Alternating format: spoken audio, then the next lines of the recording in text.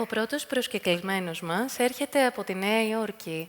Είναι ο Joel Sanders, αρχιτέκτονας και καθηγητής στο Yale. Με ιδιαίτερη εξειδίκευση στον συμμετοχικό σχεδιασμό, ο Joel Sanders είναι ιδρυτής του think tank και συμβουλευτικής εταιρείας Mixed Design, η οποία αποτελεί μέρος του αρχιτεκτονικού του στούντιο Joel Sanders Architect. Η σημερινή του παρουσίαση έχει θέμα Researching with a Queer Lens. Hello, Joel, and welcome in ESO. Thank you for having me. Can you all hear me? Yeah? Thanks. Okay. Well, thanks to the Onassis Foundation.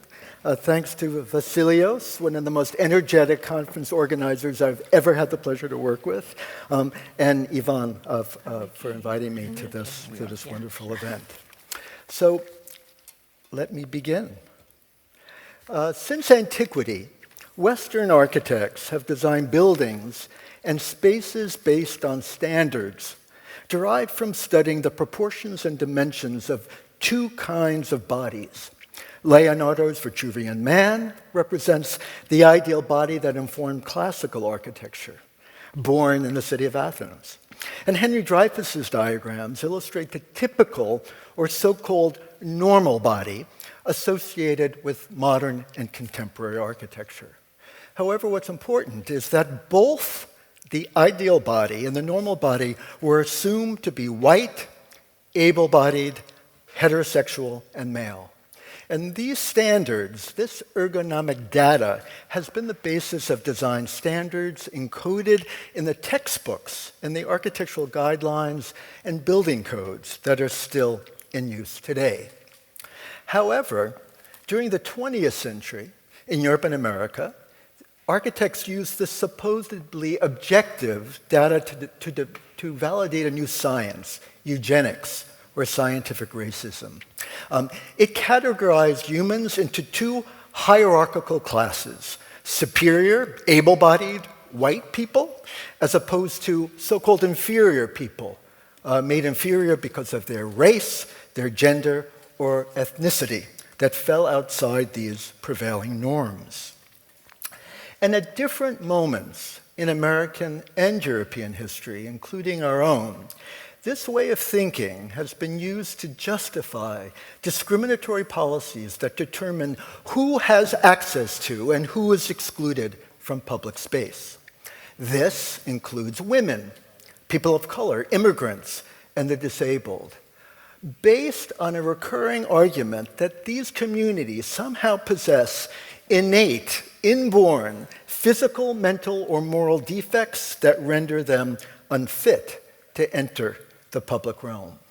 So over the course of my career, and I'm not a youngster, the convergence of personal and professional circumstances converged with current events and has led me to advocate for different members of these marginalized, excluded populations through what some of us call design activism. So back in 1996, my experience as a young professor, I was teaching at Princeton. I had recently come out as a gay man and against the backdrop of the AIDS crisis. And it motivated me to publish Stud, Architectures of Masculinity. The book invited artists, architects, historians, and theorists to explore the role that everyday, common built environments play in what we call the construction of toxic white masculinity. And last year, I'm proud to say that Routledge reissued the book as part of its classic series. However, looking back, the book's republication prompted me to realize that Stud is a kind of time capsule. It reflects the narrow perspective of me, a white, able-bodied gay man, that dominated, and my perspective that was shaped by queer activism at that time. And so now, 25 years later, current events, things like transgender visibility, the Black Lives Movement, and the global pandemic that's highlighted how vulnerable populations are disproportionately affected by the crisis, has encouraged me, and more importantly, my collaborators, one who's here today, Magda Mostafa, who came from Cairo. Please raise your hand. Okay. But we have come together, right, to cast a wider net. Rather than focus on gender alone, we consider the spatial needs of a broader segment of the population. And this intersectional approach informs Mixed Design, the inclusive design think tank that I established as a branch of my practice about 5 years ago. So Mixed Design is dedicated to combating the design's discipline's historical complicity in reinforcing racism, heteronormativity, that is like being straight, and ableism. And we work with progressive clients to develop tools that take the form of recommendations and prototypes for making everyday building types, like workplaces, campuses, and museums, safe and accessible for a wide spectrum of people with different identities and different embodiments. And here again, and most of my comments do refer to my experience as a practitioner in the US, but I hope they apply to you. But unlike most accessibility standards, they tend to focus on people with physical or sometimes sensory disabilities alone. And we instead consider the intersecting needs of a broader spectrum of the population. We consider disability, people with mobility challenges, sensory and neurodiversity challenges, gender, women, trans, non-binary folk, and culture, the spatial requirements that are associated with people who practice different religions. And to accomplish this goal, we've adopted an interdisciplinary approach. It departs from the top-down approach that I was taught as an architecture student at Columbia, embodied by the kind of heroic figure of the modern architect, Harold Rourke in this image, or today's Starchitect, who tends to be an individual solo white male genius who solves the world's problems through design alone. And so instead, responding to the complexity of human diverse experience, for each project, we assemble a cross-disciplinary team that represents different areas of expertise, design, humanities, law, and public health. And our menu of services, including raising awareness through research and lectures like this, developing inclusive guidelines and prototypes, which are derived from conducting participatory design workshops that gather stakeholders and end users to draw from their lived experience. And in addition, when we're lucky enough, we collaborate as designers, playing the role of lead architect or inclusive design consultant. So to give you a sense of what we do, let me share two mixed design initiatives. The first is Stalled, founded in 2015, in response to American controversies about transgender access to public restrooms.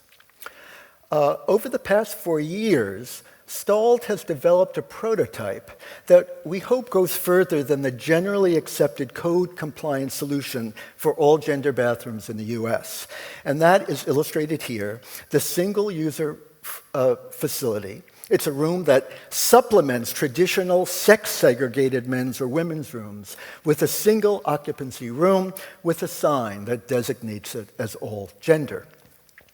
Although a step in the right direction, we think the single-user type, based on data, reinforces the separate but equal approach, which is characteristic of most accessibility standards in the US. Right. What it does, it provides separate physical accommodations, like a ramp or a separate entrance, you go there, which unintentionally segregate and stigmatize people who are referred to as people with special needs.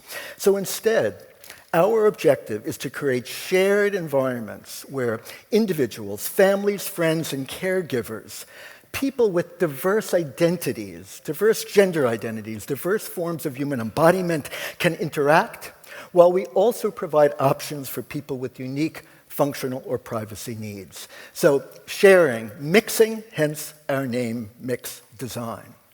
So this video, if I can get it to work, illustrates the multi-user prototype that we've developed. So we begin by removing the existing plumbing stacks and treat the bathroom as one gendered, non-gendered open space.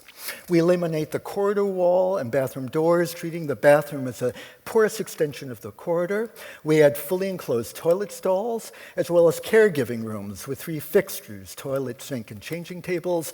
Then we add communal grooming and washing areas right off the main circulation path. And finally, we have more space. We've eliminated the corridor. We now replace it with a lounge that activates for everyone. Data shows that this is safer. Why? Because there are more eyes to monitor the street.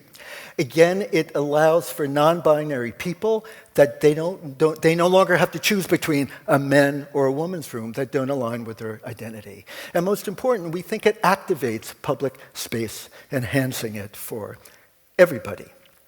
And this is another prototype we've developed, a larger one, designed for a high-traffic space like an airport. We treat the restroom as a agora-like precinct, adjacent to the main circulation concourse, animated by 3 parallel activity zones dedicated to grooming, washing, and eliminating. And Mix is now working with many institutional clients across the US to implement these multi-user types in different facilities, both new and ground up. And we also learned that it's not enough to come up with innovative design solutions. At least in the US, building codes had mandated that you must have separate men's and women's rooms. We consider ourselves binary abolitionists. We realized that making this type that we advocate viable meant changing the law, meant changing the International Plumbing Code, the model code that governs construction in the US. And so we joined forces with the American Institute of Architecture, the National Center for Transgender Equality, and we were successful. And I'm proud to say that the new version of the building code now makes the multi-user type compliant. And I'm saying that because I'm prouder of that achievement, changing the law, than I am of anything I've ever done as a designer. So I want to share a second Mix initiative. We refer to it as multisensory wayfinding. Mix has taken the challenge of designing equitable post-pandemic public spaces. We don't have a crystal ball, but we predict that the aftermath of the pandemic will irrevocably change the design of the built environment, resulting in much higher standards of health and hygiene. For Mix team members, illustrated here, we all specialize in different kinds of disabilities, are collaborating. Chumel Arroyo specializes in disability. Aaron Friedlander is a pediatric health physician. Hansel Baumann, an expert on deaf space. And again, Magda Mustafa, my friend and colleague who came from Cairo. I have to say it twice because I thank her so much for coming. It specializes with on the spatial requirements of people with autism. And so our collaboration attempts to address one of the fundamental challenges posed by COVID. We are generating space planning principles that consider the problem of the conundrum of how to reconcile, how to allow human beings to engage with one another while considering the public health imperative to restrict individuals' access from having physical contact with other people, we call it social distancing, or with the contaminating surfaces of the built environment. We found now with the spread of the virus, all of us, or most of us, have become hyper-aware and often anxious about how to maneuver safely within one's familiar, but now disabling spaces.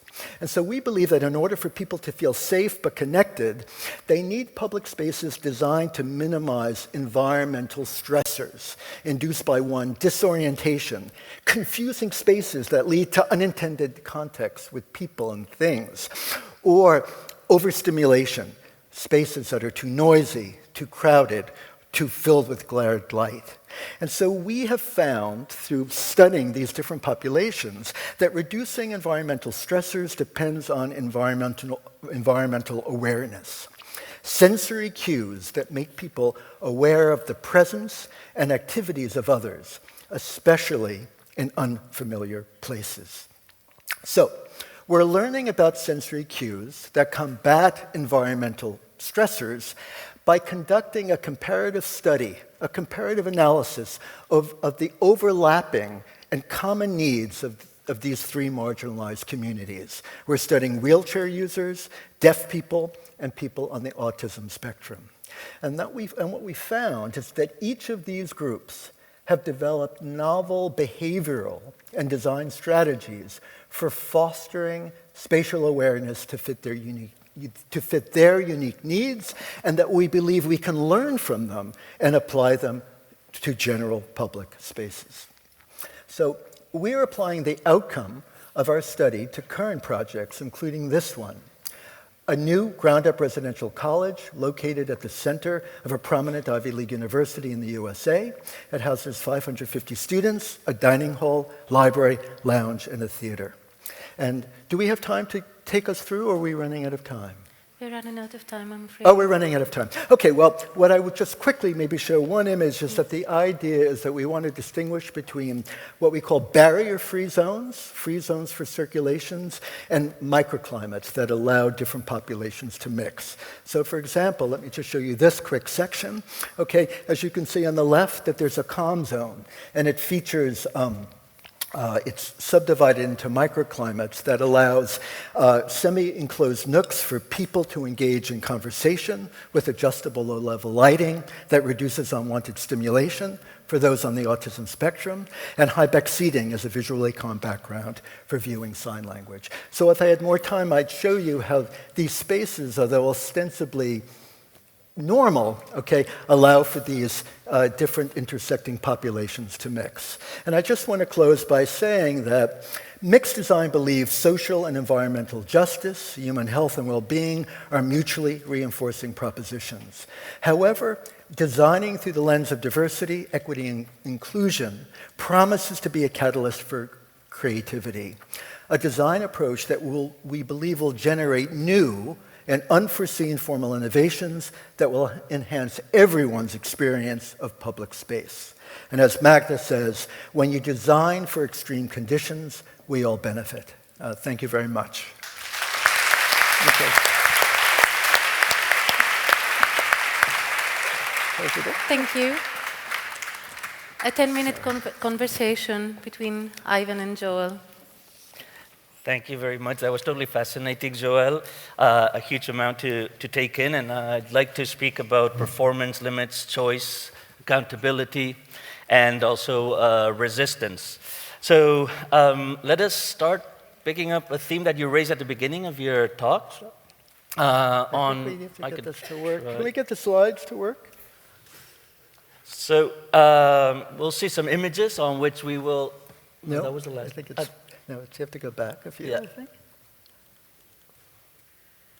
No, it's forward. This one there. Yes, okay.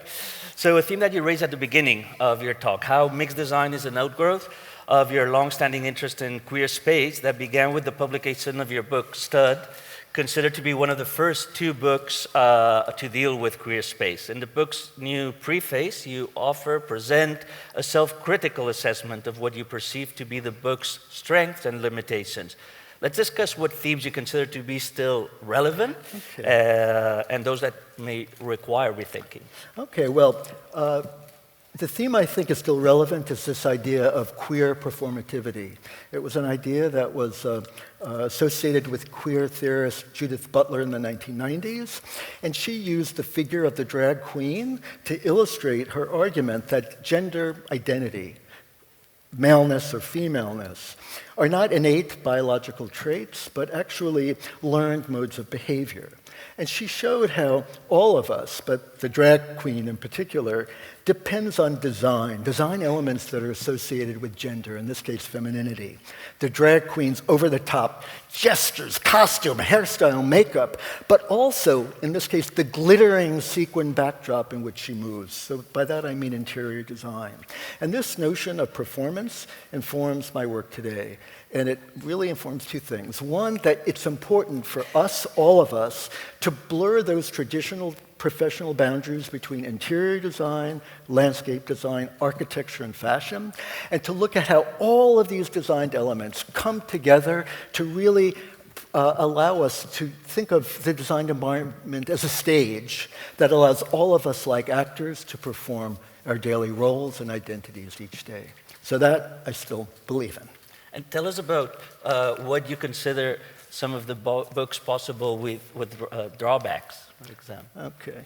Well, now, I mean, this image, you know, the Stud included vintage photographs of spaces like the Piers, which has now been replaced by the Hyde Lines, and that was a space of gay cruising in the 90s. I look at this image and I think it's cool, but it's all white people. okay? And I reflect back and I think that there were two problems. One, that Stud, typical of thinking at that time, endorsed a binary concept of gender. In other words, we didn't think about intersex, transgender, gender fluid people that don't conform to this kind of traditional opposition between male and female or gay and straight. So that's one thing that we changed in our new way of thinking. And the second, as I mentioned before, in the back of this image, you can see two black men, in fact, sort of dressed up like white preppies, which I think is interesting. But for the most part, the book documents the experience of people like me who were at the forefront at that time of the AIDS crisis, although there were major exceptions, people who were middle class, white, and able-bodied gay men. It seems like the work of mixed design is trying to reconcile two principles that seem at odds with one another. On the one hand, how to create spaces that allow diverse kinds of bodies to mix together in public space, while also accommodating people who have special functional or privacy needs. How do you deal? Well, exactly. That comes up a lot. So on the one hand, our mantra at Mix is we say we want the maximum number of differently embodied and identified people, right, to mix and share public spaces. Okay? So this image, this is again the airport that I was talking about before, sort of exemplifies our strategy. So that on the one hand, we have a kind of open station with sinks and mirrors at different heights that allow wheelchair users, adults, children, people of small statures to mix together. But on the other hand, we recognize that there's certain populations. For example, we learned from actually audiences like this during lectures, a Muslim woman raised her hand and said, hey, Joel, this is cool, but it won't work for me, right? We're not allowed, people who wear hijabs, to groom and wash in front of men. So for this reason, and not only for Muslim women, but for Orthodox Jews, and even for me, I'm a very kind of modest guy, okay? We offer larger stalls that have toilet, mirror, and sink, as well as we recommend foot showers for bathroom ablutions that allow everyone the option of either sharing or having the ability to use private space. So options is the key. Great. And you also began your presentation by discussing the role that critical design history plays in inclusive design thinking, the need for architects and designers to look back at our own history and explore our own accountability in perpetuating problematic assumptions about human identity and embodiment. Well, you know, again, I'm glad you raised that. So at the beginning of my presentation, I began by looking back at history, at antiquity. And in fact, it's amazing to come here to the Acropolis, you know, which is really the foundation of, let's say, Western architecture. I've been actually studying standards like Vitruvius, derived from Athenian standards that he studied. And it's important to look back, okay?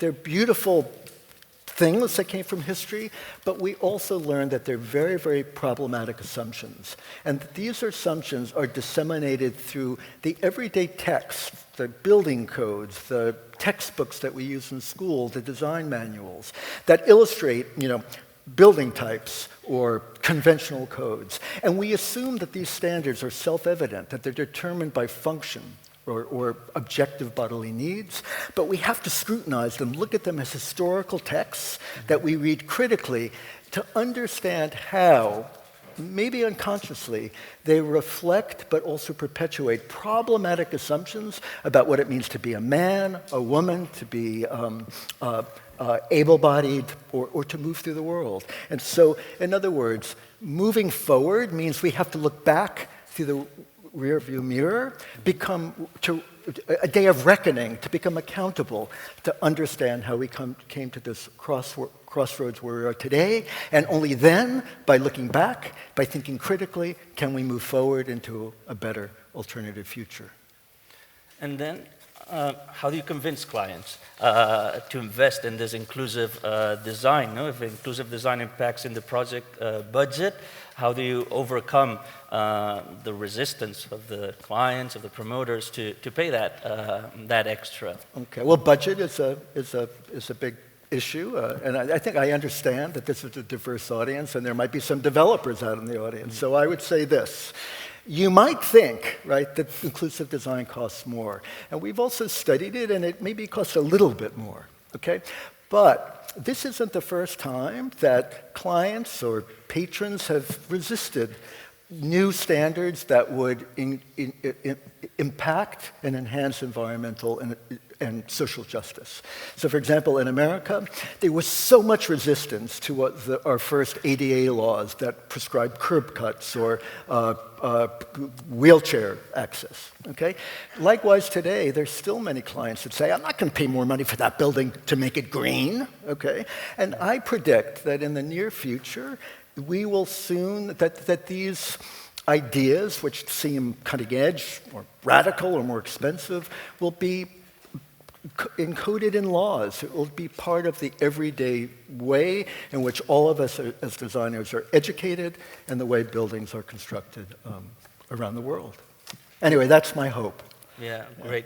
Thank you very much. We have 1 minute. So I was thinking, we were speaking about Mies van der Rohe. Oh, okay. Okay, a little bit just, and what, well, how you use the image of Mies's architecture, no? And also your work or your way of thinking. Yeah, well, you know, it's funny you raised that, being the head of the Mies Foundation. And I visited the Barcelona pavilion that really sort of changed my life that your foundation worked on. And it gets back to this idea of the way architecture, and especially modern architecture, sort of engineers masculinity. I showed the image of the drag queen. It's obvious, you know, femininity is obvious. It's sort of over the top, right? Yeah. But what about masculinity? And I love Mies's work. First of all, he's my favorite architect. We all kill the things that we love, like the fathers that we love, but Mies said less is more. So we say less is more masculine, and we're interested in the way in which things like the Farnsworth House or the Barcelona Pavilion, this austere, stripped-down architecture. Architecture without ornament, right, is supposedly a way in which masculinity is constructed as well as femininity. And of course, it's a contradiction, because what did Mies use? Not just plain black marble, but veined marble that had ornament. So there's a lot of veneer, there's a lot of ornament, there's a lot of decoration, if you will, in Mies, although I think of it as a kind of style, a style that's so prevalent today that I think connotes a kind of sense of masculine intellectual austerity. Thank you so much, Joel. Okay. It's been a pleasure. Thank you, gentlemen. Okay, thanks. Good.